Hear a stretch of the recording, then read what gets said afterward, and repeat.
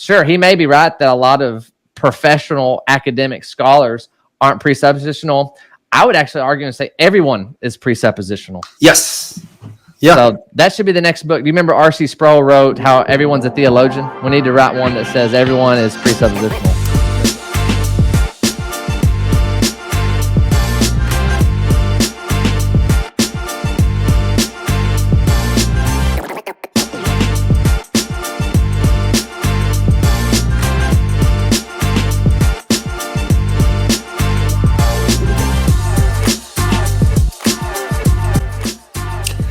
Welcome back to another episode of Revealed Apologetics. I'm your host, Eli Ayala, and apologies if my face looks really big. I'm kind of losing perspective of how close I am to the camera. It looks really big where I am.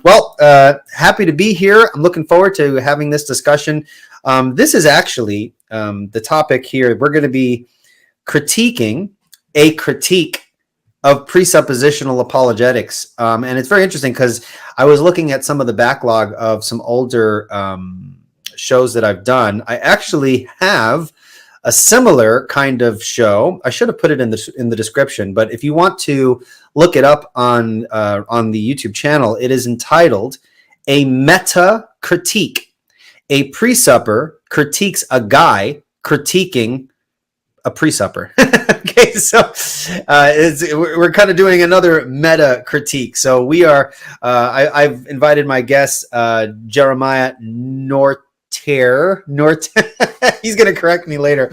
I'm just going to call him Jeremiah. Right? That's easy. I have a brother. His name is Jeremiah, so that's easy. Or I can just call him the apologetic dog, as he is known. So, but he's going to help me critique a critique of presuppositionalism. And I think what makes this discussion, I think, useful is that this critique is actually coming from some Mormons, and not just any old run-of-the-mill Mormons. From judging from the video, which I had the pleasure of watching just one time through, the gentleman seems to be philosophically inclined. And so I thought this would be an excellent opportunity to kind of take some of the criticisms that he had of presuppositionalism, and then hopefully kind of incorporate how we might answer those criticisms as presuppositionalists, and also apply a presuppositional methodology to the Mormon position. So this is important because a lot of people who have a passing understanding of presuppositional apologetics often think it works well and good with like the atheist, like kind of the run-of-the-mill, metaphysical naturalist, kind of the empiricist, right? We kind of have those kind of critiques of empiricism and naturalism, but it doesn't really work against the Mormon or the Muslim or things like that. And I think this would be a good opportunity to show the flexibility and wide-ranging application of the presuppositional approach to apologetics. So I'm very much looking forward to kind of interacting with the content here. So without further ado, I don't have any future upcoming interviews. I kind of do, but I'm afraid to mention the names because I haven't locked them in yet. So, when I reach out to people, there are certain people that I'm really excited. I'm like, should I announce this on the show? What if they decline? Sometimes there are some people. So I have some people on the fence who may join me in a future episode. And I'm super excited about that. One person that I can mention, but there's no date locked in, but the person that is connecting me with this other person told me to reach out to them at the beginning of August. There may be a good chance that I'll be getting Pastor Jeff Durbin on, and that'll be super cool. So stay tuned for that. I have to reach out to, the middleman, so to speak, but I'll keep you informed with respect to that. So looking forward to that if it happens, God willing. Without further ado, let me introduce the apologetic dog, Jeremiah, whatever your last name is. Nortier. Why did I forget that? That was super easy. Okay. Oh my goodness. How you doing, man? I'm doing wonderful. I've had an awesome day. I've been looking forward to this ever since we connected last, and man, I'm super pumped. Well, I'm super pumped to have you back. There was a lot of positive feedback that I got from our previous show together when we dealt with the Church of Christ. And what the issues and the problems were with that, what we understand to be a cult. And there are a lot of positive, of course, you have the people who disagree and will criticized, but there were a lot of positive comments and people who were very grateful that we covered that topic, because there really isn't a lot of information out there in terms of doing apologetics and engaging in responses to their position. But at any rate, thank you so much for coming on, and we're going to jump right into this. Let's pop this up here. Okay, so I apologize. That's going to maximize. That won't all be there in just a few moments, but actually, let me remove this here. Well, Jeremiah was actually the one who shared this conversation with me, this video out there. Was this something you knew was coming out? Did someone throw this video in your direction and said, hey, man, how do you respond to this? Or is this something you just kind of stumbled on and said, hey, Eli, check this out? What was the context for this conversation that between these Mormons? So Robert Boylan is one of the Mormons that runs a YouTube channel called Scriptural Mormonism. And this is really neat because I felt like their video was specifically catered to me, Eli. I actually debated the other Mormon 3 years ago on the gospel truth. And when we interacted over the phone, we understood that he had a heavy philosophical background. My understanding was more theological driven. And so we didn't know what to debate on the gospel truth. And so we eventually landed on a different worldview discussion. A discussion of different worldviews. That way we could kind of have the best of both worlds colliding together. And we debated. It was more of a really good structured discussion. Marlon was moderating and he chimed in with questions. But we covered a ton of different topics like what is the gospel? We talked about Galatians 1 in connection to Joseph Smith. That was real interesting. We talked about the Trinity, which I introduced the problem of the one and the many, and we went into it. Really good. Very charitable guy. Joseph Lawal is his name. Mm-hmm. And so we debate. We were the longest debate on Marlon's channel for a long time. We debated for 3.5 hours.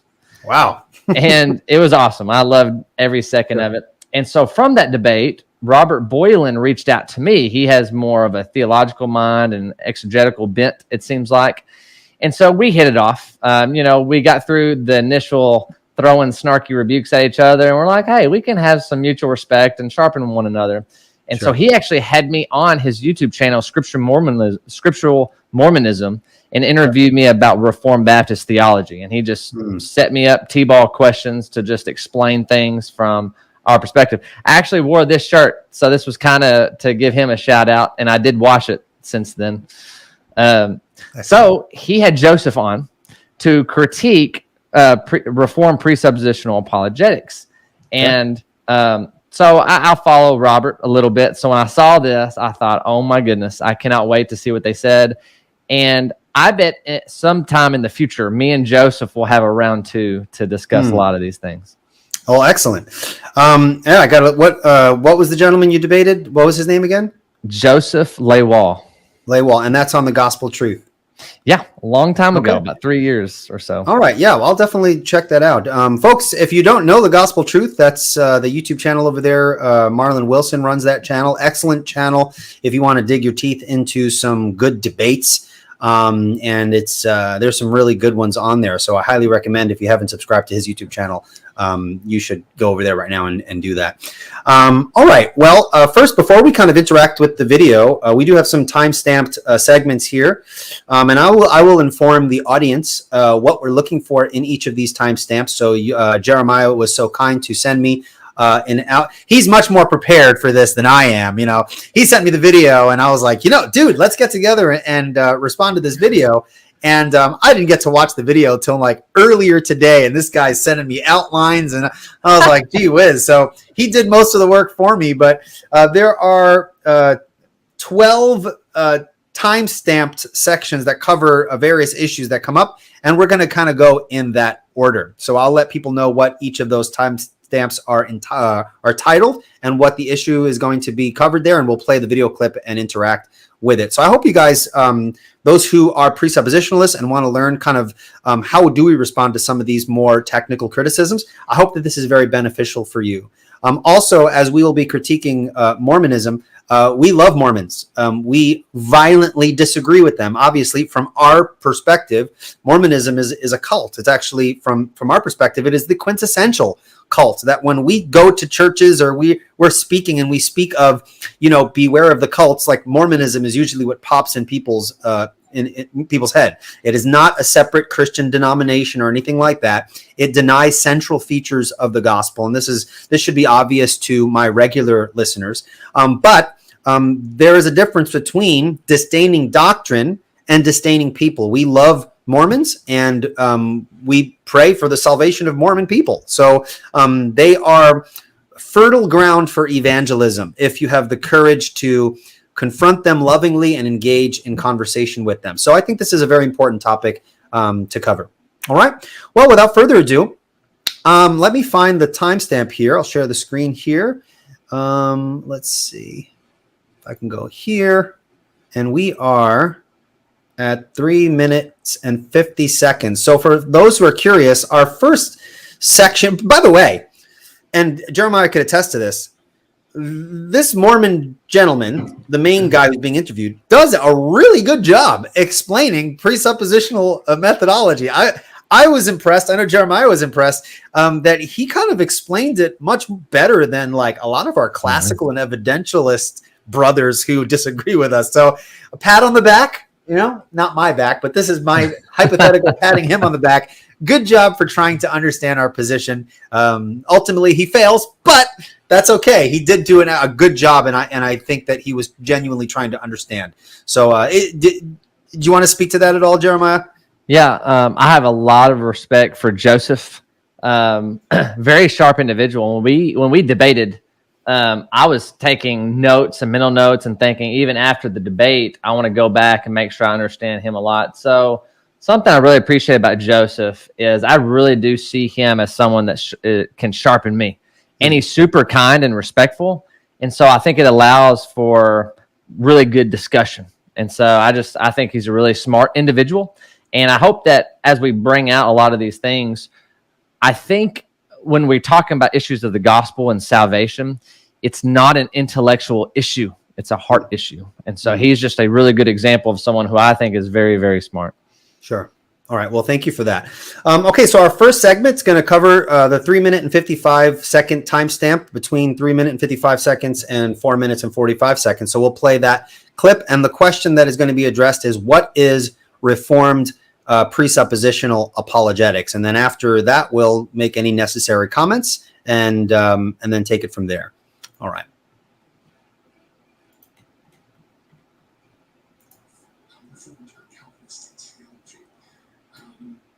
So, what is Reformed presuppositional apologetics?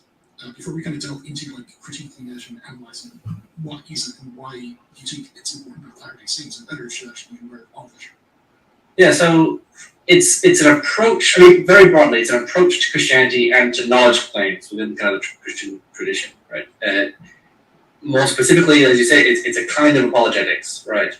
And so I would call it an approach, and it rests on kind of a background, certain sets of epistemological and ontological commitments, really what characterize what presuppositionalism is. And epistemology relates to theories of knowledge and truth, and ontology relates to the nature of being. And so it's commitments in how we know things and what exists, essentially, is what I'm saying when I say that it rests on epistemological and ontological claims. But it's also a claim about how apologetics ought to be done, based on those epistemological and ontological claims, primarily epistemological. So, all right, I'm going to stop right there. Let's see here. So far, how is he doing? He did a really good job. Like, he understands that a worldview is comprised of many tenets, right? You got ontology, epistemology, and really we really do get into morality or ethics or value theory, but he understands that those components make up a worldview. Mm-hmm. And so the thing that I want to stress to our audience and the other presuppers out there is this is not just something that philosophers have made up and we're like, man, it works. Let's just use it and see how sophisticated we sound. As Christians, we really believe this is the method that the Bible teaches. Now, like you rightly said, we can understand any given evidence within the proper worldview of how to interpret the evidence, right? What was it? Was it Van Til that says there's no such thing as brute facts? They're only mute facts, right? There's always a context in which we interpret anything. Right. And so just a few key scriptures I would say gives us the parameters, gives us the ground to say, hey, this is biblical. I love Proverbs 1 verse 7 that says, the fear of the Lord is the beginning of knowledge. Fools despise wisdom and instruction. And so the very beginning of anyone's epistemology needs to begin with a reverence for God, right? Trusting in him as the principium of all truth.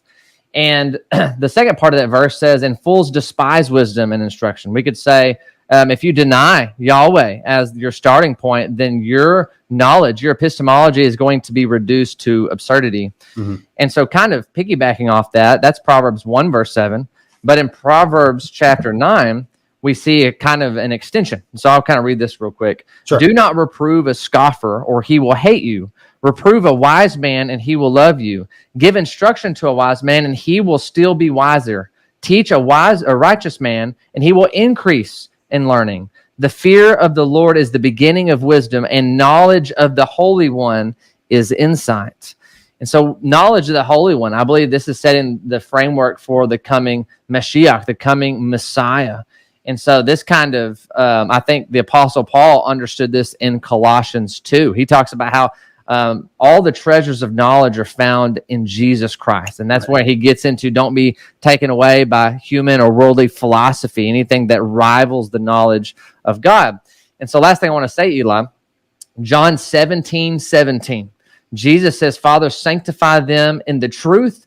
Your word is truth, right? So the word of God is transcendent and actually is truth. So that sets the bar. Everything is judged in light of God's word.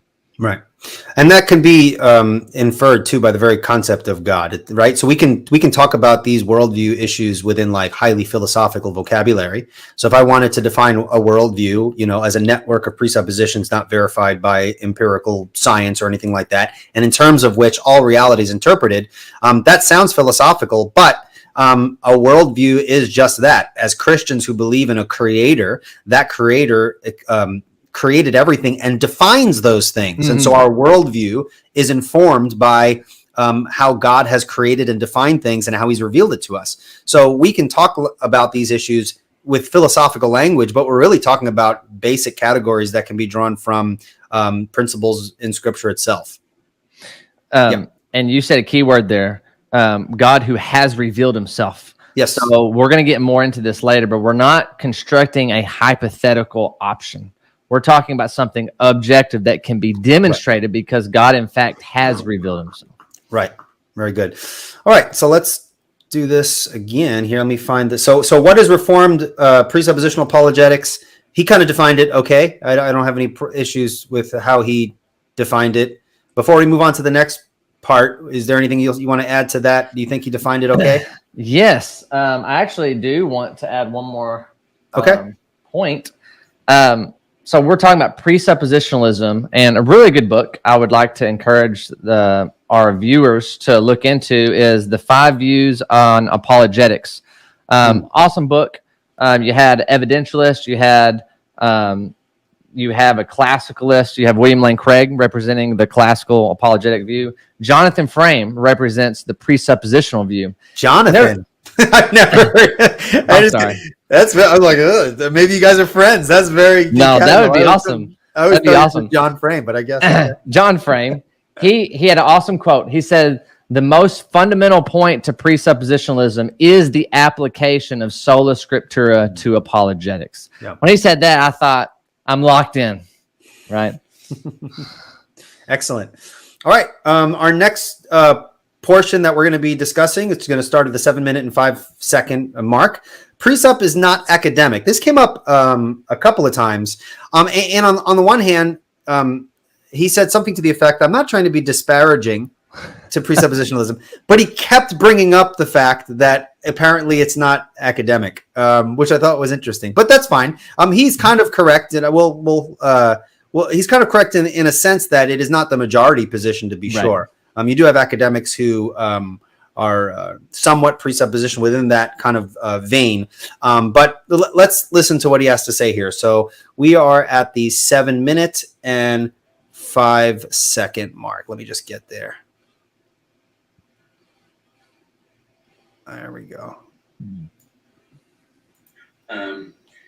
Apologetics and Christianity, and as you said, it's really it's a reformed thing and it's an online thing, right? So you'll see it used primarily by Calvinists and again primarily online. And so one thing to note, and I don't mean this in a disparaging way, it's not particularly an academic thing.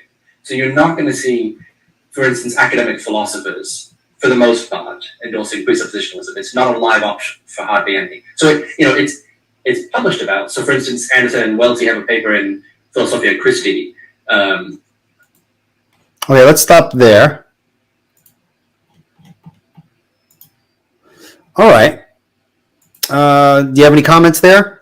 Yeah. So it's interesting. He's like, it's not academic. But then he kind of qualifies, it's not the majority. And I'm over here saying, that's fine. We don't need to appeal to the majority in order to say that if it's well accepted or not. The majority still has to deal with all the same problems of philosophy that has been dealt with over the past few thousand years. And so another book, I hope we can plug a lot of books to sure, yeah, absolutely. That you've already been encouraging a lot of people. But Jason Lawal, I think he's one of the smartest men I've ever heard and one of the most humble men. I loved his book, The Ultimate Proof of Creation, because when he has 2 chapters that are dealing with logical fallacies, and it is some raw data. It's hard to get through right there. Yep. And if you go to those chapters, he actually says, hey, if you skip these 2 chapters, I won't tell anybody, and you can just kind of move on. But those 2 chapters are invaluable because they're talking about logical fallacies. And when you appeal to the majority, that doesn't give you truth, right? And in that chapter on this logical fallacy of appealing to the majority, you got to deal with the substance of what any majority or minority actually deals with. Right. So, sure, he may be right that a lot of professional academic scholars aren't presuppositional. I would actually argue and say everyone is presuppositional. Yes. Yeah. So that should be the next book. Do you remember R.C. Sproul wrote how everyone's a theologian? We need to write one that says everyone is presuppositional. That's right. And one of the tasks of the presuppositionalist is to point out that everyone is presuppositional, actually getting to everyone's foundation and say, see, you had a foundation too. So you're not doing anything much different than we are. You're just standing on the wrong foundation. And what I appreciated about this Mormon fellow, I don't know I forgot his name. Joseph, that's right. What I appreciated about what this portion, he said that this has nothing to do with the truth of the position, and that's correct, right? So if someone were to say, "Oh, this isn't really academic," well, that has no bearing as to whether it's true, and that's really what we care about. What's interesting, though, he says that you only find it online. Isn't like 90% of our access to this stuff is online, so. That doesn't say anything, right? I mean, it's like, yes, 90% of what I do, my apologetics is online. If I was a PhD philosopher, most of my stuff would still be online because that's where I leaned. I mean, I'm sure I'd probably write and publish stuff also, but so I don't see that can kind of be understood as kind of it's online, so it's not really taken seriously. You must have found it on Wikipedia. Yeah, something to that effect. Also, talking about presup not being a live option. That again is, I need to hear specific argumentation, right? If it's not a live option for people, right? I've read a lot of academic critiques of presuppositionalism that are just they're horrendous.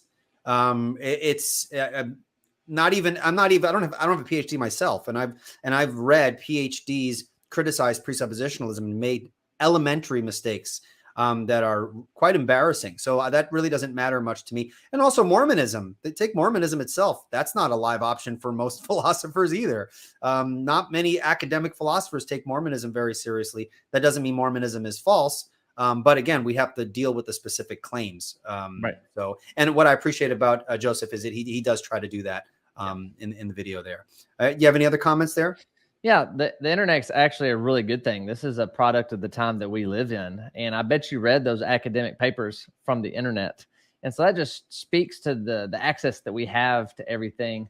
So when he says it's an online phenomena, we're over here like, this is a product of the day that we live in. And I'm sure you're wanting to put your content out there. So like when Joseph, he did a video rebutting the Kalam cosmological argument because it undermines Mormonism, right? They have an infinite regression of gods in it. They look at time as going back into infinity. Sure. So there's a lot of problems, and I'm just saying, like, he uses the internet to actually, present his case, and so the internet is not a bad thing. That's actually a way to let people think more deeply on these topics. Right. And he wasn't suggesting that it was. Sure. Yeah. But he brought it up a couple of times, and I know people can get the impression, it's Yeah. just a thing online.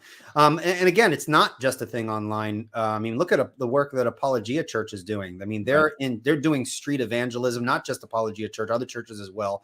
That of course are Reformed, which I appreciated that he was able to recognize the connection between presuppositionalism and Reformed theology.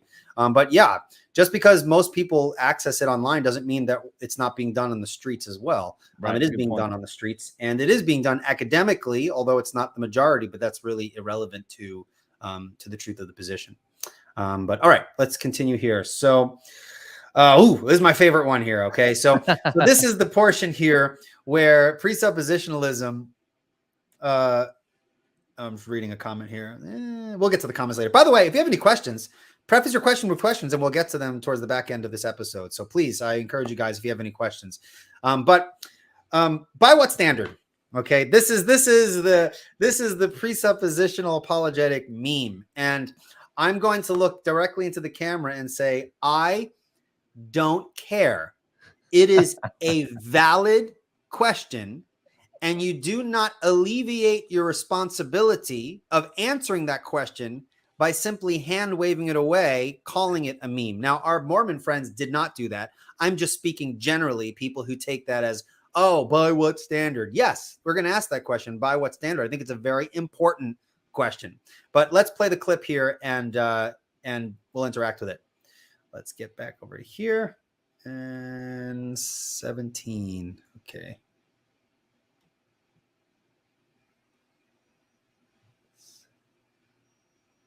Okay, there we go. That's good. Right. It's the idea is that's a bad thing if you're borrowing from the Christian worldview. And then along with that, again, you'll hear a lot. It's a bit of a meme, I think, as well as being a serious claim by some presuppositionalists. They'll say, by what standard, right? You'll say, I believe X, Y, Z, and they'll say, by what standard, right? By what standard do you believe that? And I think it's like a T-shirt as well. It's a bit.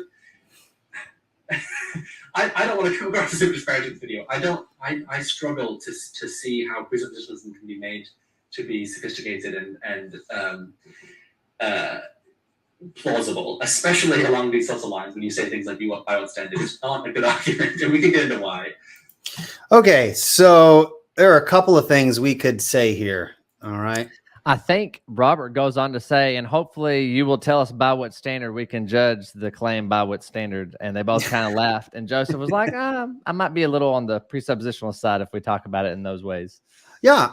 Now, do Mormons ever argue for morality, like things being objectively moral? Do they ever use the standards of morality? What is their position on that? So we can talk about it now and we can bring it up later because they actually talk about that. Okay. Because Robert was asking Joseph there later, he says, okay, usually in everything that we disagree with, maybe there's a kernel of truth.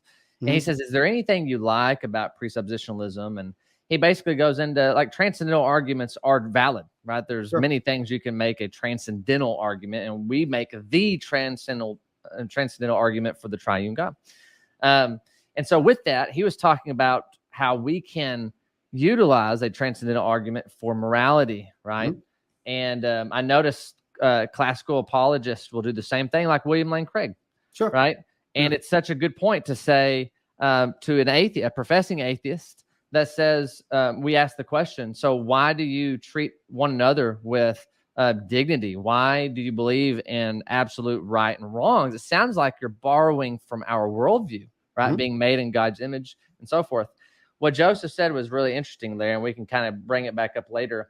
But he says some Mormons argue that way. He prefers not to, because really they deny sola scriptura and the perspicuity of Scripture. It's clearness, right?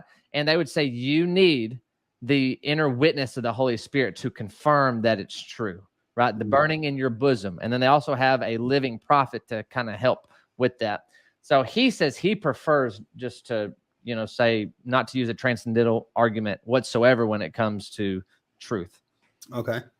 And so what are we, when we say by what standard, what are we asking? I didn't get the connection where he says, I can't see how this can be taken as serious argumentation. That just, I'm listening to it. I'm like, well, wow. Like, okay.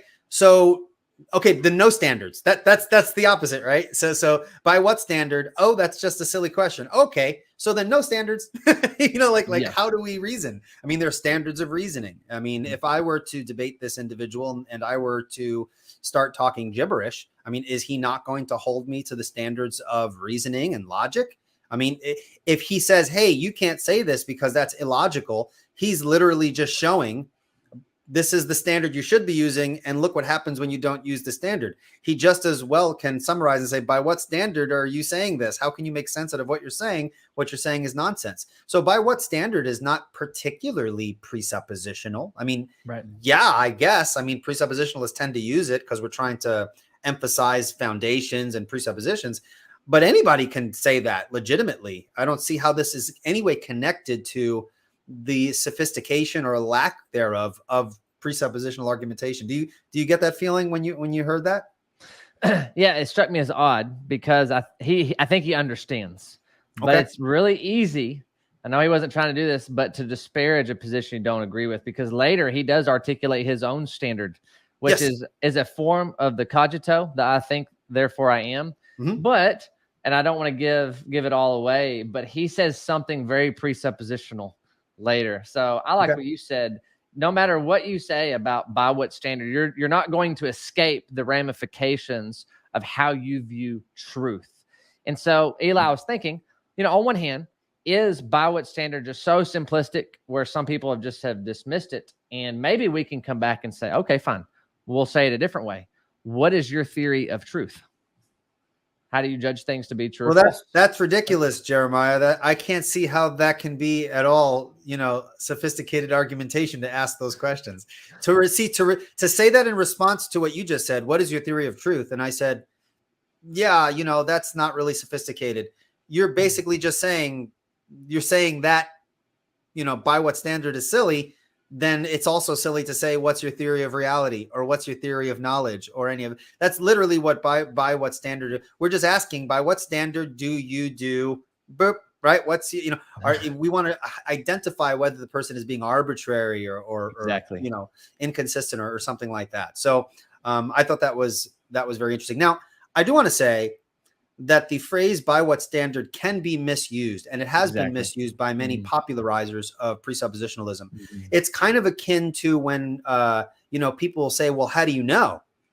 Oh, well, I know because, well, how do you know that? Well, how do you know that? And they just keep going and going, and people will interpret presuppositionalism as just this infinite, how do you know methodology? And it can come across that way if presuppositionalists argue that way. But there is a distinction to be made between presuppositionalists, individual presuppositionalists, and presuppositionalism as a methodology. Those are two things. A friend of mine who is not presuppositional, Jonathan Pritchett, Dr. Jonathan Pritchett over there at Trinity Radio, he's told me personally, and I've heard him say on his channel, he says that I love presuppositionalism. It's certain presuppositionalists that I can't stand, and I could resonate with that, because there are certain individuals who will just repeat these phrases, and it really doesn't help, because they're not using what the phrase is trying to get across. They're not using it in the way that it's meant to be used within a presuppositional framework. Do you have any comments on that, or are you just in full agreement and we can move on? Go for it. I'm in full agreement, because what we're really getting at is, what is your theory of truth? How do you ground epistemology? I believe epistemology is king. How do we know what we know? And you can't just arbitrarily assert things. It has to be consistent, and we will get to this. It has to be consistent with your metaphysics or your ontology. Well, wait a minute. Is consistency a standard that we should be? You see what I'm saying? So by what standard, right? Are you holding us to the standard of consistency? That question is just getting at those foundational issues. So I don't see how it speaks to the sophistication. The value theory question: should we hold one another to consistency? Right. Yeah. Well, that goes into a full-orbed worldview type of question. Yeah. Excellent. All right. Now we're going to get into some juicy stuff. Okay. So when I say juicy, we're kind of, we can potentially go into some pretty deep waters, but I'm sure Jeremiah doesn't mind. The next issue is that we're going to address is the claim Trinitarianism is essential to presuppositionalism. And I think Joseph said that that's just flatly wrong. We will hear what he has to say in just a moment here. Let me find the clip. 21. Here we go. Dude, your timestamps, dude, this is so helpful. Thank you. I got you, Eli. Oh, you do, man. I appreciate it. All right, let's see here. 21. Oh, it was 21. Hey, you mentioned Apologia earlier. Yeah. Me and my buddy Trey Fisher, we're going to be at ReformCon coming up in October at Apologia. Nice. It'll be October 27th through 30th, kind of in preparation for the Reformation, you know? Yeah. So hopefully I get to meet a lot of the guys. Cultish will be there. Sure. That podcast and YouTube channel. So I'm looking forward to that, and just encourage anybody that can come be a part to sign up, or at least look for it all as it's released online. That's awesome. All right. Thank you for that. All right. Let's play this clip here. Yeah. And again, this is something I want to touch on again later, but the idea that Trinitarianism is essential to presuppositionalism, I think, is just flatly wrong. And so I think, yeah, sure, you could have like a Muslim presuppositionalist. And you know, in principle, you can have a lot. But I think presuppositionalist, you just have to argue slightly differently, just like the Muslim would have to argue slightly differently. Often you'll hear that the Trinitarianism is absolutely essential to presuppositionalism. And that's just not right. And I'll explain why people think that and why I think it's wrong. All right, we're going to stop there. Let me get back over here. Okay. Were you able to see that video? I didn't see it on my end. Earlier, I was able to see a few of the clips you brought up, so I don't know if the audience was.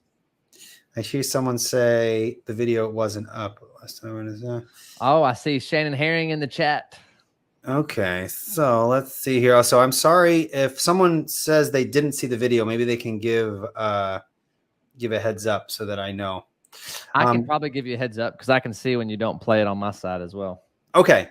All right. So he suggests, Joseph says, Trinitarianism is essential to presuppositionalism. That's just flatly wrong.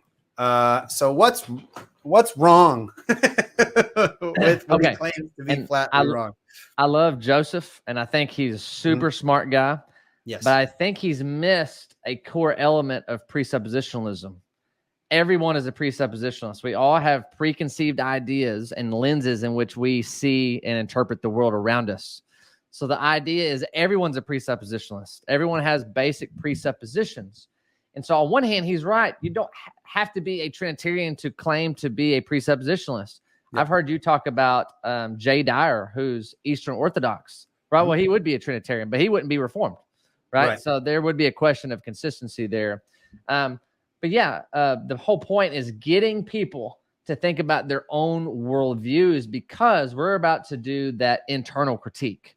That's really what's around the corner when we're asking questions about by what standard, or what is their theory of truth. As Van Til said, right, we want to be, and this is not just, Van Til did not just teach this to Christians, but that we also want to bring this awareness to unbelievers, is that when we're engaging unbelievers, we want to bring them and ourselves to a point of epistemological self-consciousness. We want to be epistemologically self-conscious. We want to be aware of our theory of knowledge, aware of our theory of reality, and aware of the consistent relationship between them. And of course, we do not think that unbelievers have a consistent relationship between them. And that's why we want them to be aware of their own foundations, so that will help us have a better opportunity to point out those inconsistencies, and in like fashion, welcome the internal critique. And we normally don't get to this in debates, right? I mean, if you think about this, when you see presuppositionalists debate, they typically are critiquing the unbeliever's perspective and asserting their own perspective. And I guess in my experience, it doesn't seem like the unbeliever ever gets to the point and says, all right, well, fine. How do you account for this? It's almost like they just assume that Christianity can't account for it. So they don't really, but I think this is a key point, right? It's not the issue of simply pointing out inconsistencies in someone's worldview, how does the Christian worldview actually account for these, we call the necessary preconditions for intelligible experience? But go ahead if you wanted to add on to that. Yeah.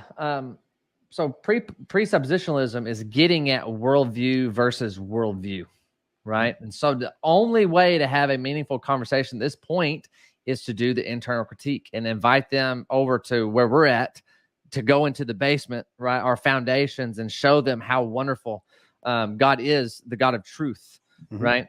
And so that's really key. And this reminded me of my debate with Joseph about 3 years ago, because we were having that discussion, how I do account for things, right? Going to the scripture, saying, well, in my worldview, God has spoken, God has revealed himself.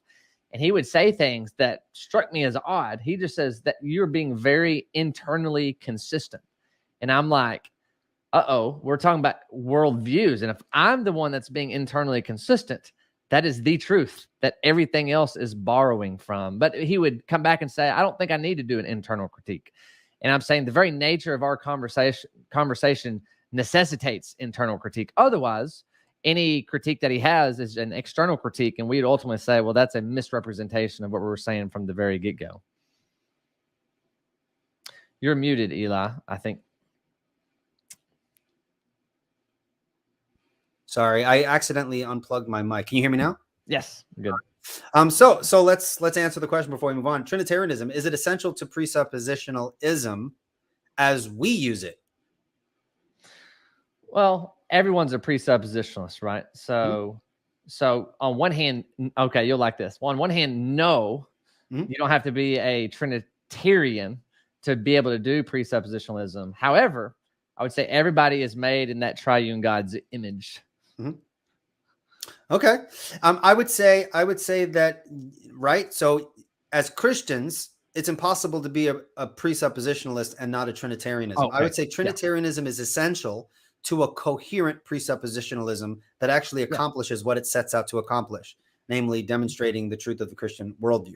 But in essence, generically speaking, I would agree with you. We're all presuppositionalists, but we're not all consistent. Because if our worldviews lack the adequate ingredients to make knowledge intelligible and to account for intelligible experience, then there are problems there, right? So there can be Muslim presuppositionalists, but they're not presuppositionalists in the way that it matters, right? Because they don't have a worldview that actually pays the rent, so to speak, as Dr. James Anderson once said. You can claim, the Muslim could use a transcendental argument, but can their worldview pay the bills on that? So from my perspective, I would say that the Trinity is essential to presuppositionalism if we're understanding presuppositionalism as Christians. I don't think any non-Trinitarian successfully uses presuppositionalism when they try to do that, when they try to use it. But okay, good. So like going back to Proverbs 1 verse 7, the fear of Yahweh is the beginning of knowledge. Well, who is Yahweh? How has he revealed himself? Well, he is triune. And so when we do that internal critique, we're going to get into the deeper philosophical problems that really only the Trinity can properly account for, right? And adjudicate. And transcend this profoundly unified and diverse world, right? So absolutely, for the tag argument to be successful, it needs to be grounded in the triune God. All right, thank you for that. All right, so here's a common one, conflation of epistemology and ontology. I've heard this one over and over and over again. Did a video or two on it. I think I have a snippet where I interviewed Dr. Jason Lawal, and I have a video where I address this as well. There's also a really good article by Dr. James Anderson on analogical thoughts, where he writes on this as well. So again, none of this is new, all right? When someone says, oh man, it's the ontology and epistemology conflation, look, we got you. These are like old things that don't make presuppositionalists wince one bit. But people still use them. Now, granted, if people think that our responses are not sufficient in answering the objection, like that's fair. But I lose no sleep over it, because every time I hear the critique, it just shows a fundamental misunderstanding of what we're saying as presuppositionalists. So, but let's hear the objection nonetheless here. All right. So That is at 22. While you're finding it, Eli, Yeah. I think I've heard atheists say, "Oh, you're confusing the map for the place." Yes. Right. And I've heard Matt Dillahunty bring that up. I've heard Tom Jump bring that up before, which I know you've had interaction. And I've enjoyed listening to him because I can tell he speaks with confidence. But Yes. like you said, he tries to get away with philosophical murder with some of the things that he says. Yes, I agree. All right. So let's not open that can of worms. Anyway, all right. Let's go. Yeah, and again, this is something I want to touch on again later, but the idea that Trinitarianism is essential to presuppositionalism, I think, is just flatly wrong. And so I think, yeah, sure, you could have like a Muslim presuppositionalist. Oh, and in principle, you can have a lot of... Sorry about that. I think it went back. So 2203. Absolute certainty. There we go. So presuppositionalists often see their view as being totally based on totally inexorable deductive arguments, right? These are unavoidable consequences. And so that's not how pretty much any professional philosopher approaches arguments of philosophy, right? So there's like Peter Van Inwagen has a great line about kind of disagreeing with philosophy and how it's, so often philosophers are going to think that the argument is going to be irresolvable, more or less. But certainly almost all are going to, kind of admit that, sure, I think my arguments are right. I think they're more likely than not. I think I have reasons as to why I think they're right. But it's possible to rationally believe otherwise. Okay, I'm going to stop here. I don't know if that sounded confusing. Did you hear the ontology epistemology conflation claim there? I believe he said it maybe towards the beginning because in my notes there was a big chunk. Okay. He did say something that did catch my attention. He referred to, I don't know if I misheard him, but did he suggest that the transcendental argument is like a deductive argument? I do not recall. I think he's in the chat. So if you wanted to send him a question, I'm sure he would. Yeah, I'm not sure because Bonson didn't. You can formulate. You could have deductive arguments with transcendental premises, which is fine, but it's typically not formulated in a deductive argument. It's usually what is it? Disjunctive syllogism, something along those lines. But okay, so do presuppositionalists conflate epistemology and ontology? Why don't you explain for us what the actual claim is and maybe share your thoughts on it? So I've thought about this a lot. A lot of it, I've listened to a lot of the interviews that you've done, and I think we can distinguish between ontology and epistemology, just like me saying that. But any epistemological claim exists within a metaphysical ontological framework, meaning you're assuming a type of worldview. And so I actually love the analogy of the map and the place. We could distinguish between between them. One is descriptive, but that map exists in a real world. And so when we're talking about truth, it assumes your ontology, your epistemology, and your value theory. They all lean on one another. And so here's the big point that I want to make is if you try to divorce your epistemology from your ontology, you're begging the question. You're not grounding your epistemology in anything. And so when analytic philosophers, when atheists like Tom Jump try to say, well, I don't need to give you an ontology, I can just have a consistent or epistemology. I'm like, no, you can't. You are assuming a worldview that you yourself cannot pay the bills for. Right. And I'm here to tell you that you're borrowing capital from somewhere else, and I know where. Mm-hmm. Yes. All right. Well, thank you for that. I think he clarifies. Let me get this comment up here. He says, I mentioned the conflation argument only to speculate as to why some presuppers think tag is totally certain. I explained my reasoning further. Yeah, so he said something along the lines of like, most philosophers don't argue that way.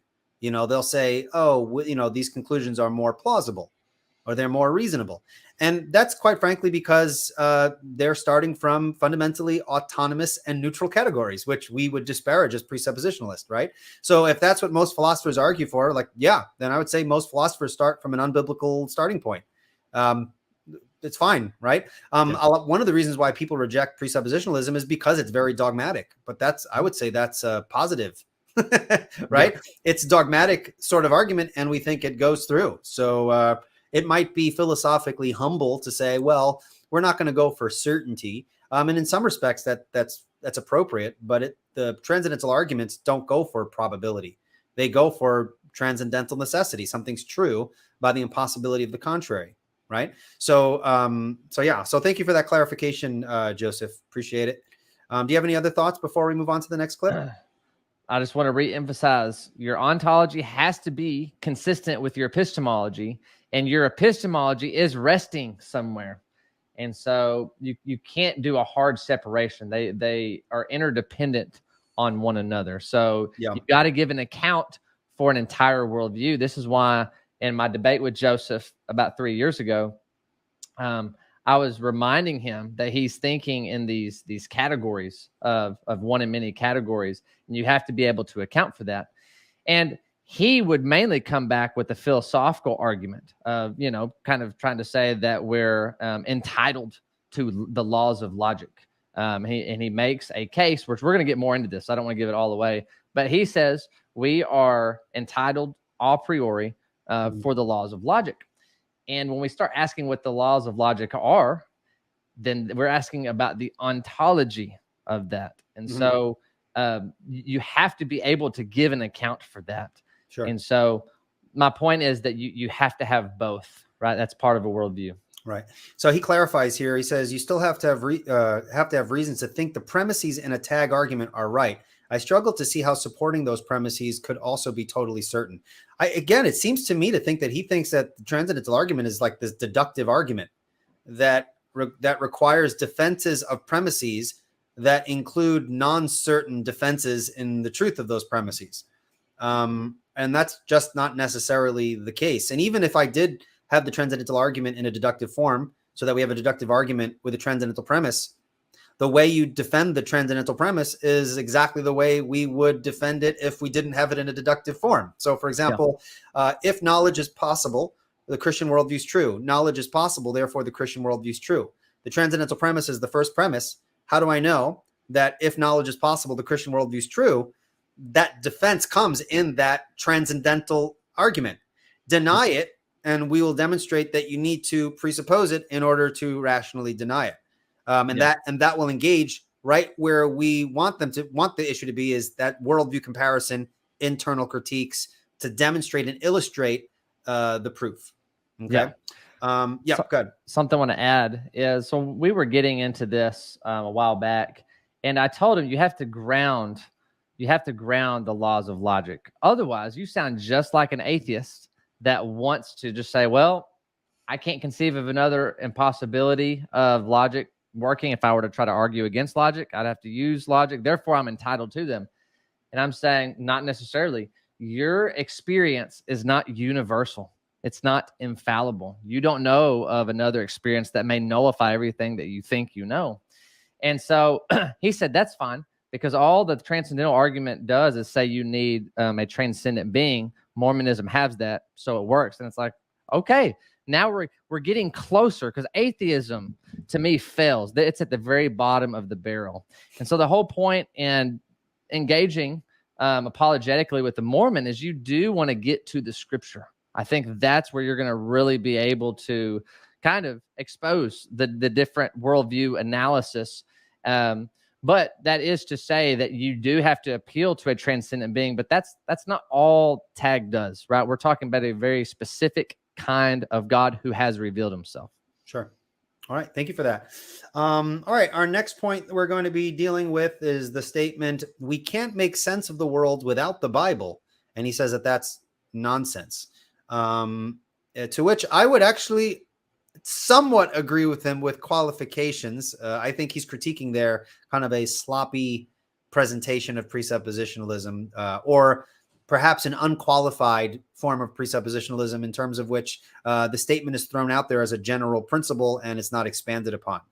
So let's get this back up here again, and I will get that segment in just a moment here. All right, that is at 27:57.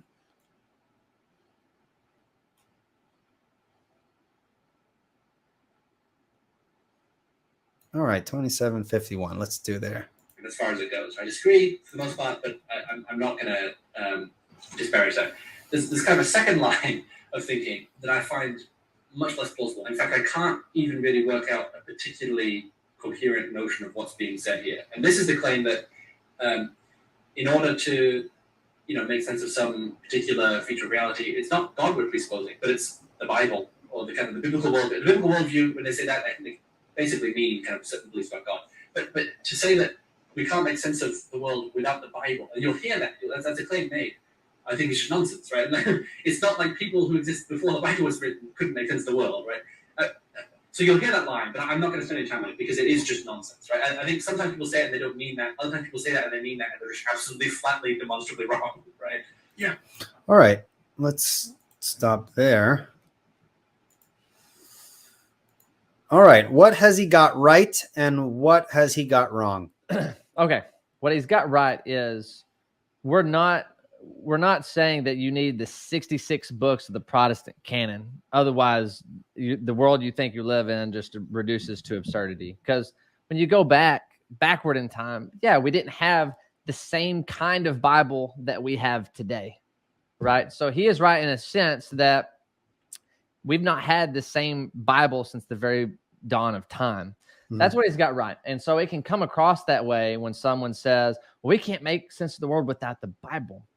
Now, either what someone is meaning to say or ought to say is we're talking about the Scripture produces a necessary worldview. Now, Scripture is not just like every book that we see sitting on a shelf, right? It claims to be the very Word of God. All Scripture is God-breathed.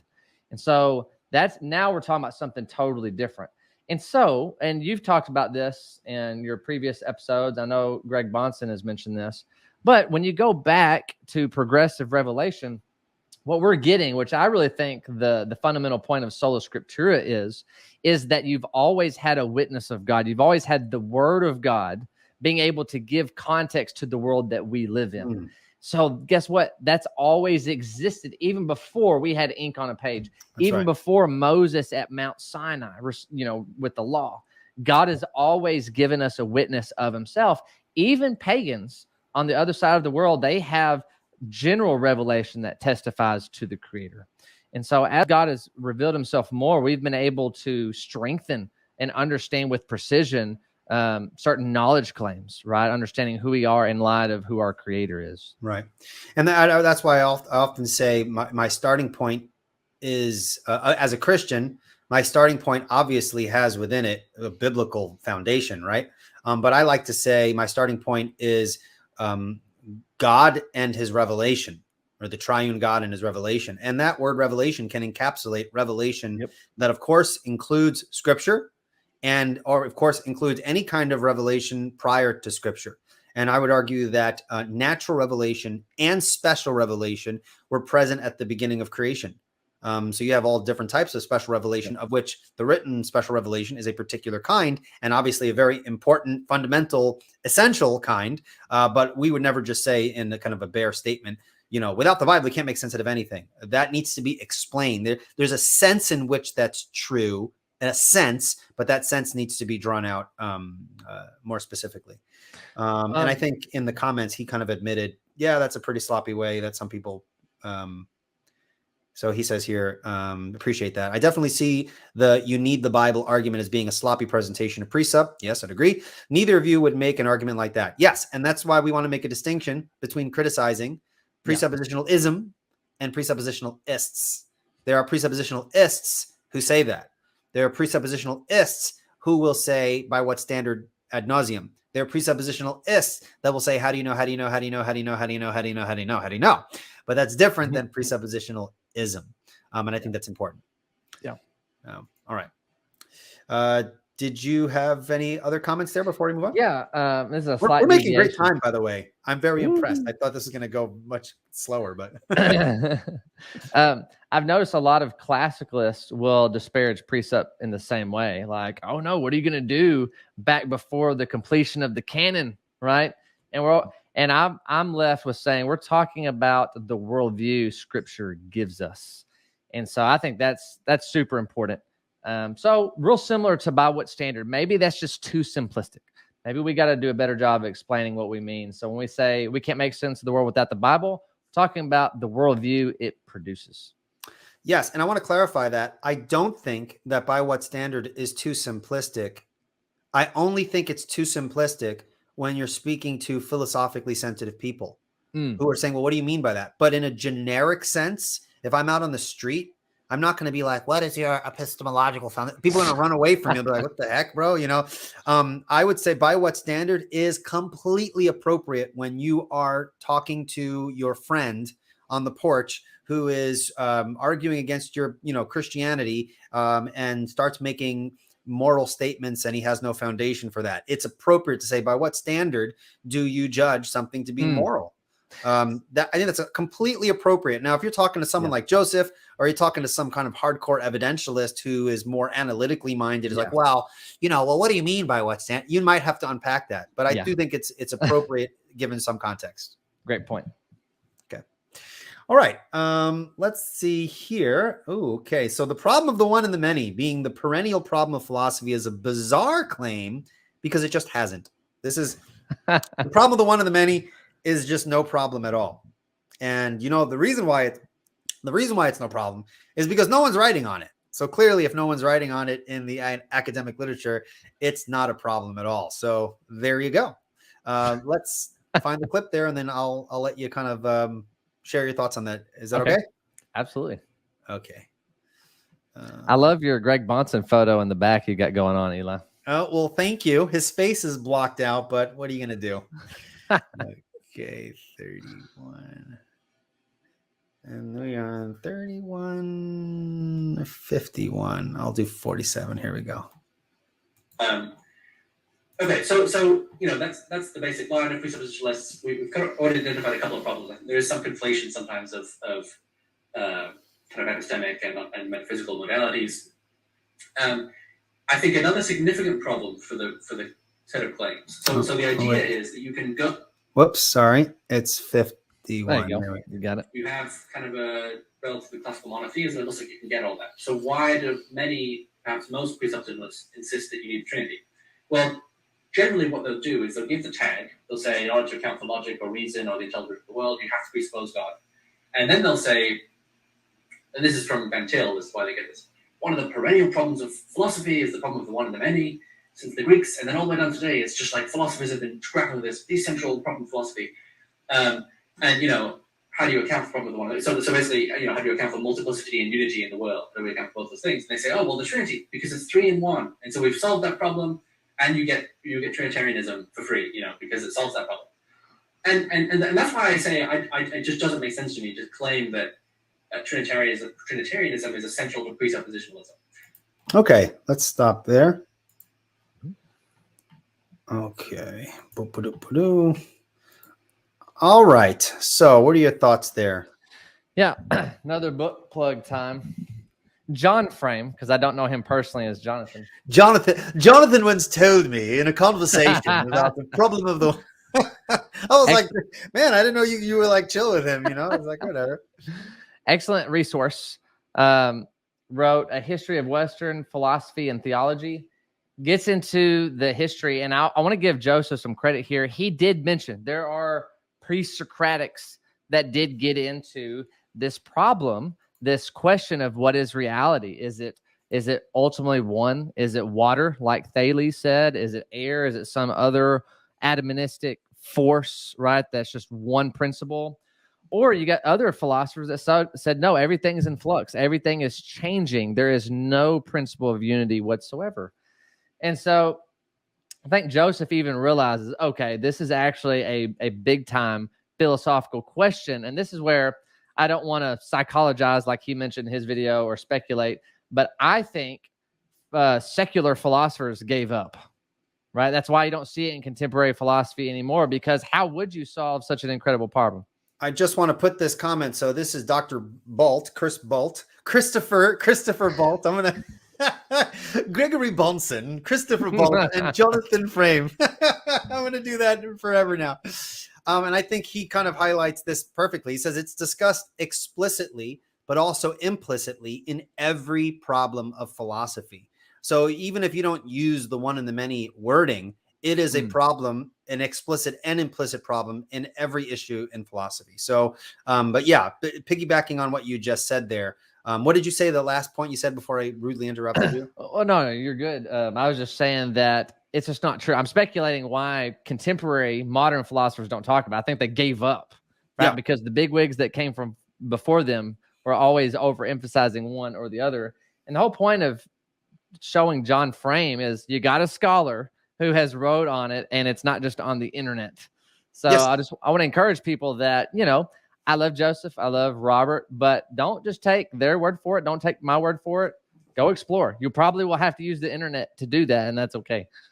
Well, there's a really good book by Rushdoony, literally called "The One Yep. and the Many," Yep. and it goes into a lot of the reasons why this is important. So there is some material out there. I want to plug also your interview with Anthony Rogers. Y'all talked about for almost 2 hours. I listened to it today to freshen up a little bit. But y'all discussed the problem one of the many. That dude is a beast, I have to say, Anthony Rogers. Yes, I really enjoyed that. I don't think I've ever done a short interview with him. we usually go pretty long. All right.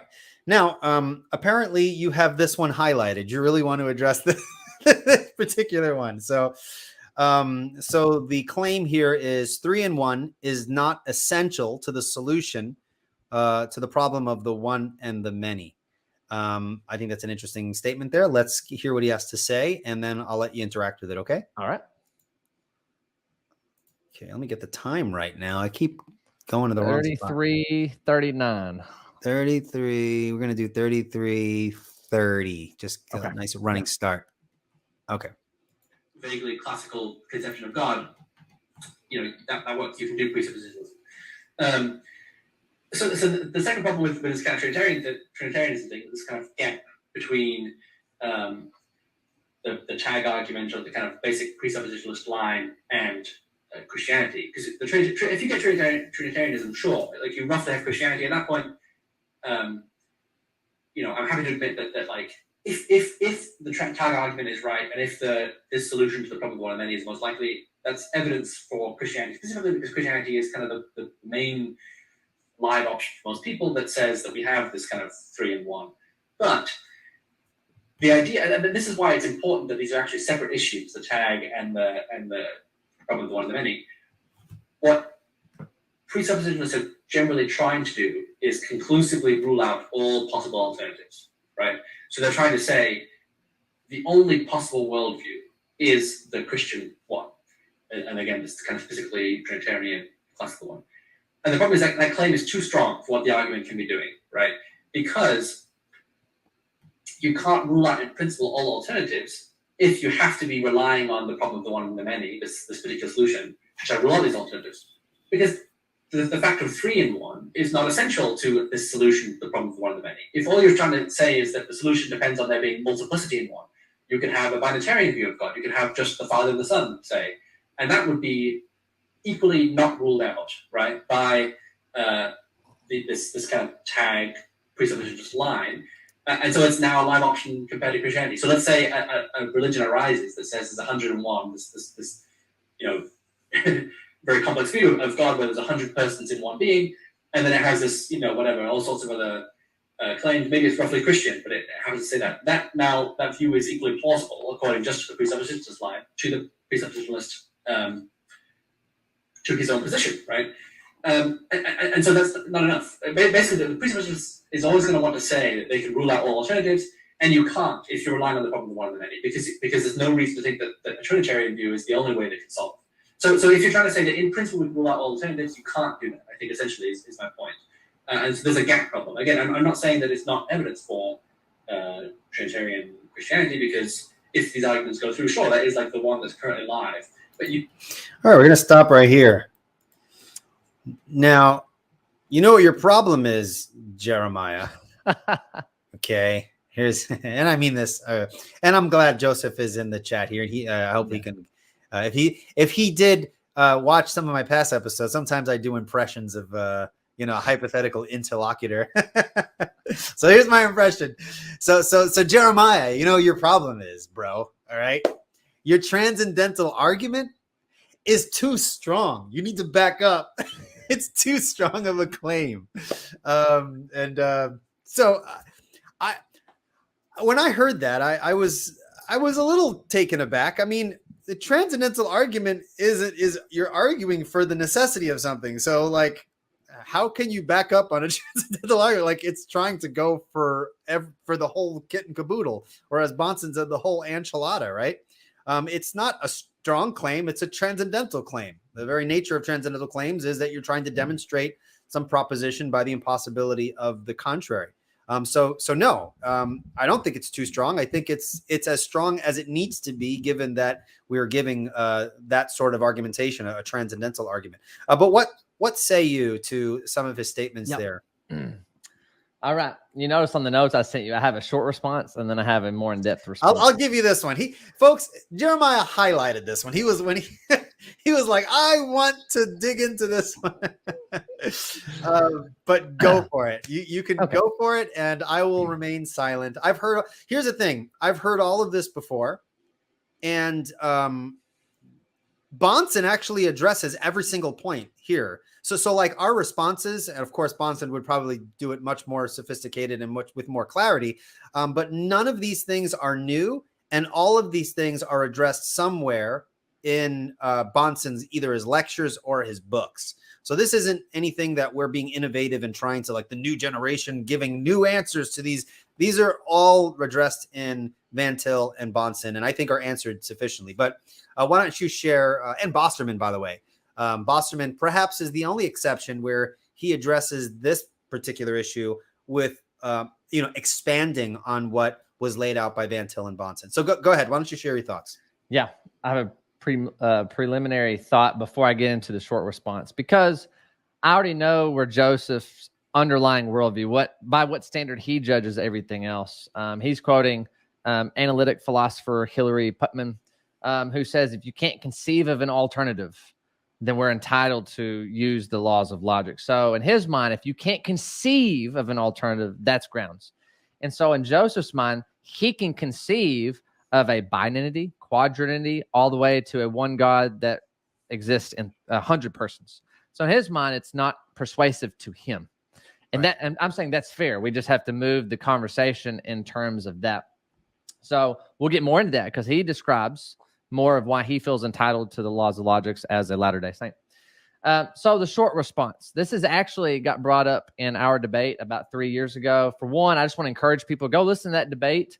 I had a blast with Joseph, one of the most respectful, kind people that I've had the pleasure of interacting with. He seems really cool. I would totally go out and grab some food and hang out with him. Oh. And he has an accent, so it's, he does. It's unfair. He's already smart, and now he sounds way smarter, with the accent like that. So this got brought up when we talked about the Trinity, because he rightly was asking me, our side, how would we account for divine simplicity and the Trinity? It doesn't seem to mesh there. I think if you have the proper categories of God's eternal being, and then you have personhood, we understand that you can't divide the essence, right? He has a subsistence. That is, we're talking about a different aspect of how God is personal, but you can't divide the being of God. So anyway, we got into that. And so we quickly started talking about the Trinity. And then I brought up, like any good preceptor, talked about the one and the many, right? And so when he says, what about these other conceptual ideas of a quadrinity, binity? I said what Van Til would recommend us do is we're talking about the God who has revealed himself. So as you're stepping into our worldview, that God has spoken, right? Objectively right here, right? And we can obviously look into... Not as a hypothetical. That's the key. Right. That's the key. Not as a hypothetical, actually. And you have to do an internal critique of our worldview. So to just say you can come up with the hypothetical... We're just watching that fly past us, saying external critique, right? It's a misrepresentation of what we're actually saying. Right. And so that's the short response. We're not coming up with hypotheticals. What's imperative to our worldview is the sovereign triune God who has spoken, who has revealed himself. That's the short response. And I think you can get a lot of ground moving in a conversation with that alone. Right. So do you want to add anything to that before we go on to I think it's great. It's important to keep in mind that our worldview posits a concrete God, not an abstract hypothetical God. That's just what it is. That is our worldview. that God has spoken. I think it was in the debate with I don't know if it was Bonson's debate with Stein or Edward Tabash, where I think he asked something to the effect of, like, how can we have a Bible that has, all throughout all these years has been translated so many times, and that we can trust that the words that were spoken back then are the words that we have today. And Bonson was like, has Dr. Tabash or Mr. Tabash been asleep at the wheel? Given the truth of the Christian worldview, God has revealed himself, right? Now, you don't have to believe that as the skeptic, but that's the Christian worldview. If you're going to internally critique a worldview, you need to internally critique it, hypothetically grant its truth, and then show on its own ground it doesn't work. But if you're going to hypothetically grant its truth, then you need to hypothetically grant that within that worldview, God himself is not a hypothetical abstract concept. He is a God who's actually revealed himself in time and space and has given us his word, so on and so forth. So, yeah. That internal critique, we're wanting to show a logical contradiction.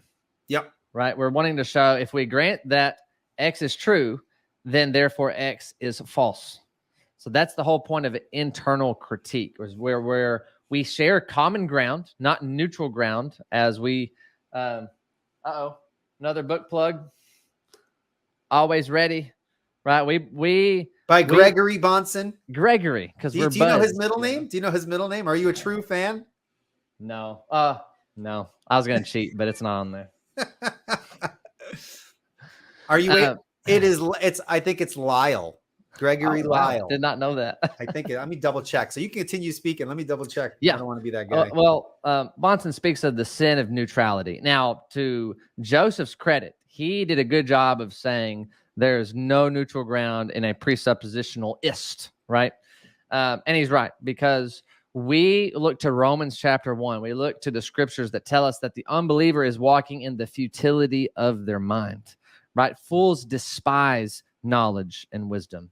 And so we're showing how that reduces to absurdity by showing logical contradictions given their own standards, if I can use that term. By what standard? So as I'm moving, Eli, to my longer response, another book plug. This is by far the most challenging book that I've ever read and the most rewarding. Yeah. This is by Brant Bosserman, The Trinity and the Vindication of Christian Paradox, subtitle, An Interpretation and Refinement of the Theological Apologetic of Cornelius Van Til. And if Joseph is interested, I actually have a couple of interviews with him where we speak about this very issue. And we do go through binitity and quadrinity and why they don't work. So if he looks through the older archive, just type in Brant Bosserman, Eli Ayala, Revealed Apologetics, and you can find that 2 hours of just great content. It's long, but it's definitely worth the listen. But go ahead. Or look at our Facebook Messenger, Joseph. I'm sure I've sent you stuff over time. So absolutely wonderful interviews. I would love to interview Bosserman, by the way. That dude's mind is just, I do thank God for men like Van Til and Bonson. And man, I put Bosserman right there in the mix with those guys. I mean, just incredible. And such a pastorly heart too, man. Mm-hmm. He's helped me just even in personal conversation, because we've interacted kind of like over the phone, and he's just been so, he's very encouraging and very pastorly. And man, I definitely encourage people to look at that book and also to check out our videos. It's, he's a great guy. So was it him that tried to argue persuasively for Presbyterianism to you? No. I don't think that was him. I think I'd be scared to try to talk about that with him. I'm joking, of course. So in this book, he argues that God necessarily must be 1 and 3, right? Not just kind of the sufficient argument of saying the God who has revealed himself is triune, but we can actually go further to talk in philosophical ways of saying, actually, the 1 and 3 is not arbitrary. The 3 is not arbitrary. It's actually necessary. So I have a rough sketch, Eli, if I can try to explain why I think that is. Sure, but I do recommend that people check out the book where Bosserman goes into greater detail. But go ahead. Yes, and it's chapter 9. And I'll tell people, you got to read it once and then 10 more times pray through it, take notes, because you can't get it the first time. Like it's just so much going on. Yeah. And I don't know if this was Bosserman's dissertation, I but the believe it dude was. is so deep. And Yes. so you got to have a dictionary ready as you're going to go through it. But And it's awesome. just to give a context, that Bosserman actually, I don't know if he was in a cult or he had a family member that was in a cult that denied the Trinity, and that actually spurred him into an in-depth study.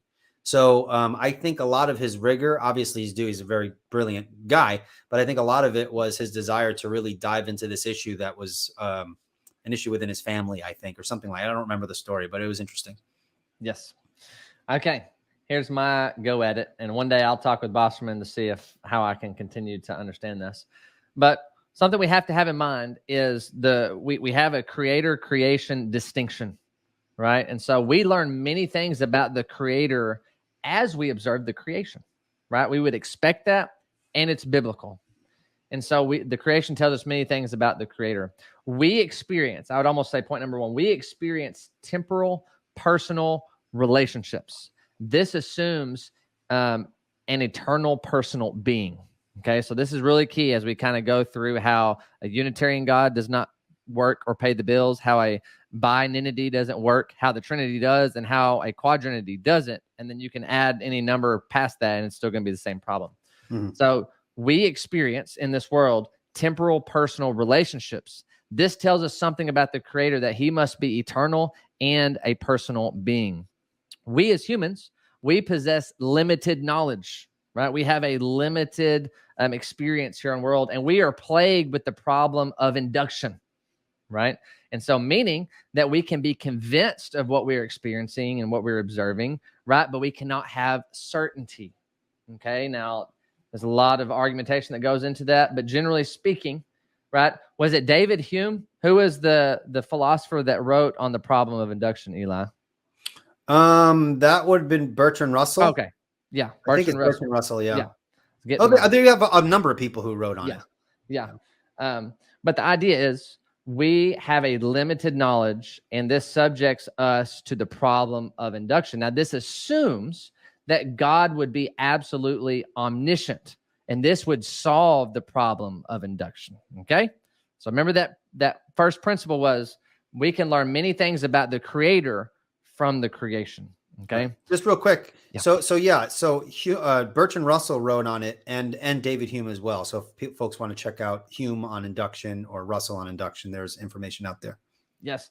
And what's good is those are secular guys, not granting the Christian worldview, recognizing this problem of induction, right? Not being able to get certainty, realizing that we are in a bind. You either are going to have to just assert an axiom and build up from there, and that's arbitrary at the end of the day, or you're going to have to reason in a circular reasoning, right? Or you're going to have to say A because of B because of C, and goes on into infinity.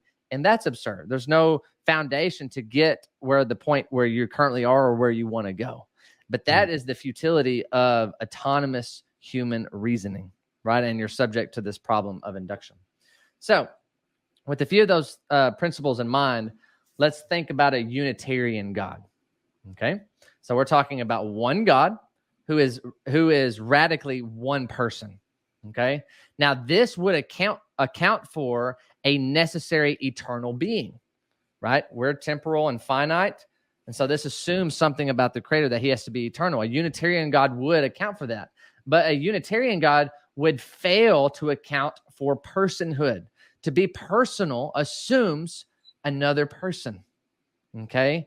Now, one way to illustrate this is we cannot even conceive. I think Joseph would like this point. We can't even conceive of a world of only one person, because you yourself are a personal agent trying to come up with this hypothetical. So it assumes you and the world you're trying to come up with one person. So I'm saying a Unitarian God would fail the test of eternal personhood. Now, there's more application to this, Eli, because loving relationships entail multiple people. And so this is something that I've seen theologians say of like Islam. Allah is Unitarian.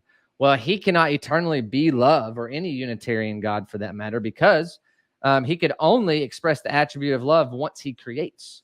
And so what's definitional to Christianity is God is love in 1 John. And we understand that that's been an eternal relationship of love, right? But the point is, Unitarian God can't account for personhood, okay? So now we would move to a binity, okay? One God who exists in two persons. This would account for eternality. This would account for personhood. Now, this next point is what took me forever, Eli, to grapple with, okay? This fails the account for omniscience, justifying human intelligibility, because a binity cannot ground knowledge. Now, I want to explain a little bit what I mean by that. And I've watched your interview with Bosserman a lot, and he did a good job of explaining it, but it took me a few times. So when we look back to the created order, every person-to-person interaction, me and you, we have a context in which we are interacting and relating to one another, right? Generally speaking, all human relationships are in the context of this created impersonal world. Okay, that's why we are subject to the problem of induction, is because of this impersonal context in which we exist. Okay, so when we go back to the binity, we ask the question, what context does person one and person two exist in their personal relationship to one another? Bosserman rightly points out it's an indefinable void. It's an indefinable, impersonal context. And so this binity would be subject to the problem of induction. This would be like having the problem of humanity just raised up to the eternal level, and it doesn't work. And I know that this won't be compelling to Joseph because he's Latter-day Saint. The majority of Latter-day Saints believe in an infinite number of gods. So you have the problem of an infinite regress. Anyway, Joseph takes a minority view that he actually believes there's an ultimate creator. And I'm like, that's awesome. That's one step closer, in my opinion. But you get the problem that I'm getting at is we're talking about the problem of induction. You got to solve that in order to actually be able to account for intelligibility, especially human intelligibility, because God needs to be absolutely have a self-contained knowledge and absolute omniscience. The binity would not do that because the context of person one and person two would exist in the context of an impersonal void. Right. So do you want to say anything to that real quick? No, you're doing an excellent job, dude. Okay. Well, Yeah. I've stared at Bosserman's little illustrations in his books, and I'm like, I have to draw it myself and think through it. But they're good. They're good. But Where he talks about ultimate contexts. Yeah. I highly recommend it. If you're up to it, I think people who want to go really deep into it, it's awesome. But let me. I want to cut this short because we're running out of time. I want to get to some of the questions. We won't get through all of them, but maybe some people have some. I'll kind of go randomly and take maybe like 2 or 3 questions before we wrap up. But let's make like an application question. So I'm going to ask you a question, and then we'll go into audience questions. Okay. So Mormonism, how would you begin to apply a presuppositional approach if you are sharing your faith and engaging in apologetics with a Mormon friend or, just some Latter-day Saints, you meet on the street that they're evangelizing and things like that? Yeah, because I want to be very practical. I really want to encourage people to go to the scripture because they actually they say we believe in the Old and New Testament. Right. So I think very practically, and I did this with Joseph, and he was very respectful, and it went really well. Like the first topic that we talked about, encourage your audience to go listen to our interaction because it was charitable, it was respectful, but we really talked about all the big issues. And the first issue we talked about is what is the gospel? And so I think this is very applicable, Eli, is we need to be able to articulate the gospel of grace, a gospel of grace that's not merited favor, right? Nothing that we could do, no amount of works, righteousness that we could accumulate would make us right before God. And when you show them, for by grace are you saved through faith, that this is not of yourselves, this is a gift of God, not of works, lest any man should boast. We're saying, look, this is faith apart from works. Defining what works are, this is the same apologetic I would use with Church of Christ, right? Is saying nothing that you do, not your ergon, not your human accomplishments, can ground your standing before God. Because if you do, you're going to be condemned for it because it's going to fall short of the glory of God.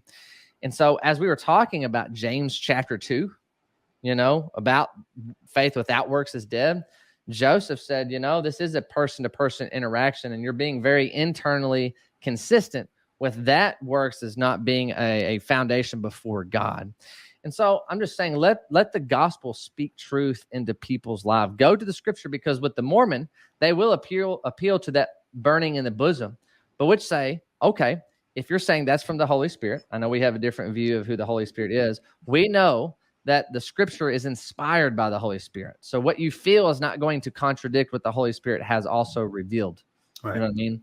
And so I'm just saying, just be biblical in your understanding of the gospel and let God give the increase. Sure. And just as a highlight, if someone just listened to your answer, and this is at the tail end of like this broader philosophical discussion, we want to keep those distinct. We are interacting with more philosophically inclined criticisms, and that's why the majority of this interaction has been interacting with these kind of issues of ontology and metaphysics and things like that. But generically, when you're on the street witnessing and engaging in apologetics, we want to bring people to the scriptures, right? You don't automatically start talking about these deep philosophical concepts. It really depends on who you're speaking with. And the average Mormon or just average unbeliever you meet on the street, you're not going to get into a lot of these issues. But it is important to know, because you never know. You might talk to someone who brings these things up. And so always be ready, right? You have to always be ready to go super deep or just right there on the surface where it's appropriate given the context.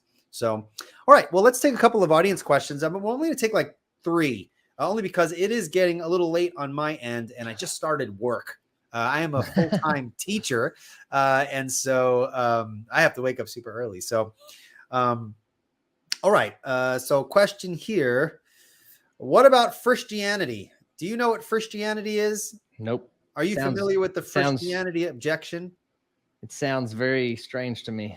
Okay. Well, Christianity is a hypothetical competitor to Christianity, and that it is the same as Christianity in every single way except some key elements. And so someone says, well, why can't a religion like that provide the sufficient preconditions for intelligible experience? Are you familiar with it now?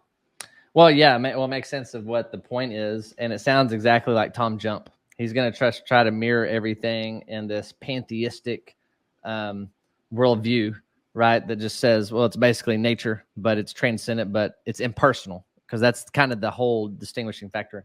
But we've already discussed this. This person would have to give us more information about that worldview. Right. And we're eventually going to get to, okay, this transcendent being, how has he revealed himself? Right. And so I think you would go that route. We'd talk about worldview by what standard? Because I think the biggest internal critique to Christianity is, where has God revealed himself? And, with a longer conversation, I would continue to explain why God must be 1 and 3, not 1 and 2, not 1 and 4, and then onward. So what we're actually talking about refutes literally everybody. Right.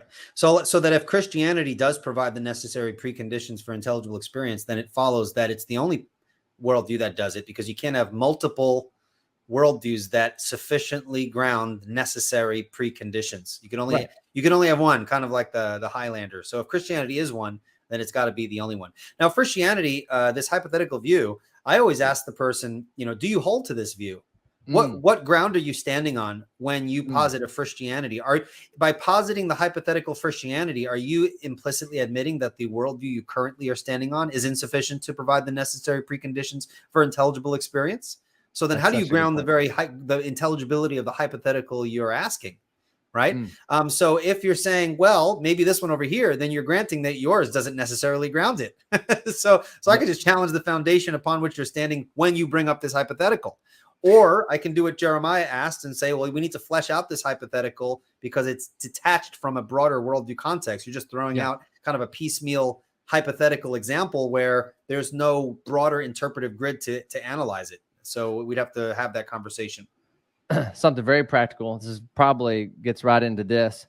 I've had a lot of college students that said, okay, what do I do when an atheist says, why should I believe Christianity over Islam? Well, just like you did, you point out how they're seeing that atheism doesn't begin to provide an epistemology to adjudicate which one would be true and which one is false. And so they are implicitly admitting they have to leave their worldview to ask, how could they know? And we're saying atheism could not let you know because it's wrong. That's right. And so we do that internal critique with Islam and any hypothetical like the Christianity. And then once we've done the internal critique and reduced it to absurdity, we then invite them to our worldview. Right. It's kind of, you can envision worldviews as kind of these bubbles floating in a vacuum. To ask the Christianity objection is to assume that you can go outside of your bubble and float in the vacuum without a context and kind of in a neutral and autonomous way evaluate all of these different options. And we're saying that you can't do that. You can't ask that question without standing on a foundation, right? So I think that's an important point to keep in mind. All right. Truth Defenders says, does the Mormon believe they carry anything like knowledge over from the pre-existence? Are you familiar with the Mormon doctrine of pre-existence? I'm not too much, so I have nothing really to add to this here. Yeah, a little bit. Mainly in my preparation, I read a lot of Walton's book on the Kingdom of the Cults.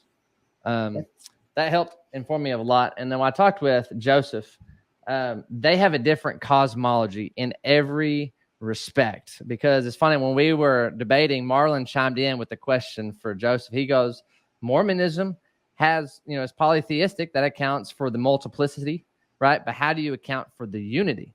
And Joseph's answer struck me as odd because it has to do with the pre-existence. But they believe in a pluralistic monism, right? All is matter. And so this is interesting because not only do you have an infinite number of gods, they believe in infinite matter.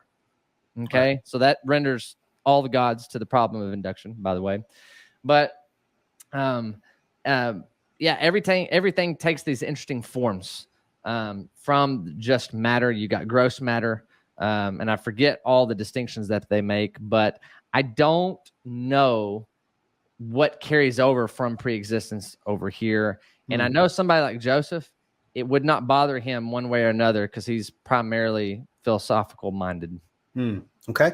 Robert Boylan asks Jeremiah, does he still hold to absolute divine simplicity? How would this work for love, etc., when God's emotions are anthropomorphisms, not real, quote unquote real, according to absolute divine simplicity?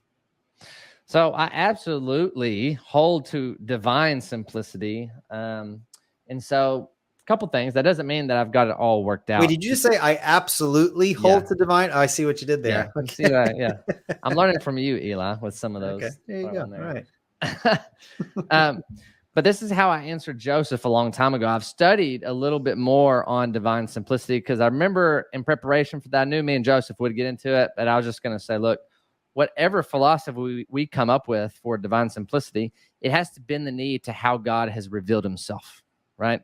God is who he is, right? So when we start looking at, you can't cut God up into parts, right? He is absolute and immaterial. And we got to understand that man is comprised of parts. He is limited to time and space. And so here is the important thing for Robert. I'm sure me and him will talk about this later, is you have to understand analogical knowledge. You have to understand that how we relate to God is analogical. And I think this is the harmony. This is how God has revealed himself and told us who we are in light of who he is. We are made in his image. We reflect many attributes of God. So there is an admission that I don't fully exhaustively comprehend, what absolute divine simplicity would look like. I know that that would entail that God would not have parts. But everything that we know, we are seeing through a glass dimly. We know that God's thoughts and ways are transcendent, higher than our ways and thoughts. And so everything, God has an absolute self-contained omniscience, which, by the way, Robert is an open theist. I hope to talk with him about that one day. And so I would hold the view that God is omniscient. He absolutely knows everything. That's why I believe in absolute predestination, right? That God has decreed whatsoever comes to pass. It relates to how God knows everything and then chose to create this world. And there's exegetical passages that I would say speak to that as well. So what I'm getting at is we do not have a univocal knowledge of God relating to him. This relates to divine simplicity. God is absolute. He's not cut up into parts like we are. we relate to him. We are a reflection of who he is. All right. Thank you for that. Spencer, thank you so much for your $9.99 super chat. Spencer says, I can't believe you invited this jabroni back on your show. I haven't heard the word jabroni in a very long time. Do you remember, Eli? He called me jabroni last time. Did he really? Oh, my goodness. All right. He did. I thanked him for not mentioning that I smack my mouth when I chew food, and I always blame it on my braces growing up, and he roasts me to no end because of that. That's awesome. He is the missionary in Japan that I told you about. Yes, that's right. Okay, I do remember him. Yes. Thank you so much for that super chat. I think this is a good stopping point. We are at 1 hour and 39 minutes. And you have to have me back on because I talked about how the binary didn't work, but I didn't talk about the harmony of the Trinity, and I didn't explain about how a quadrinity doesn't work. So we just have to do this again. No, we got to do it again. I don't mind, man. I love having you on. And I thought you did an excellent job. And so there's a lot more. I would encourage Joshua and what was the other guy's name? Joseph and Robert. Joseph and Robert. There is a lot. I don't know his interaction with how deeply he studied the issue, but every single objection you raise is in the literature, not just online, but you could also find it online. Okay. So I would encourage him to look into that in more detail there. And Joseph, you gotta check this out, man. Yeah, I think he would enjoy it. And those video interviews I did with the author there, Bram Bosterman. So Jeremiah, I'd like to thank you so much. You did an excellent job, and it's always a pleasure doing this with you. And I don't mind having you on a bunch of times in the future, doing all sorts of things. So I appreciate what you're doing. Folks, if you are interested in Jeremiah's content, you can check him out at is it The Apologetic Dog? Is that the name of your YouTube channel? Yes. Yeah, yep. So you can go over there and check out The Apologetic Dog, do him a solid and subscribe, and check out his debate that he did on the gospel truth over there with Marlon Wilson. And for those of you who have just been continually supporting Revealed Apologetics just by being here and listening, asking a question, whether it's through super chats or subscriptions to the channel, I greatly appreciate all of you. And our Mormon friends, we love you and we thank you, especially the individuals in this video doing their best to really represent our position as accurately as they were able to. And of course, we have some disagreements and some responses there, but we do appreciate the approach they took and really trying to understand the position. So thank you for that. Well, without further ado, guys, that is it for this episode. I hope you guys have a good night. Take care and God bless. Bye-bye.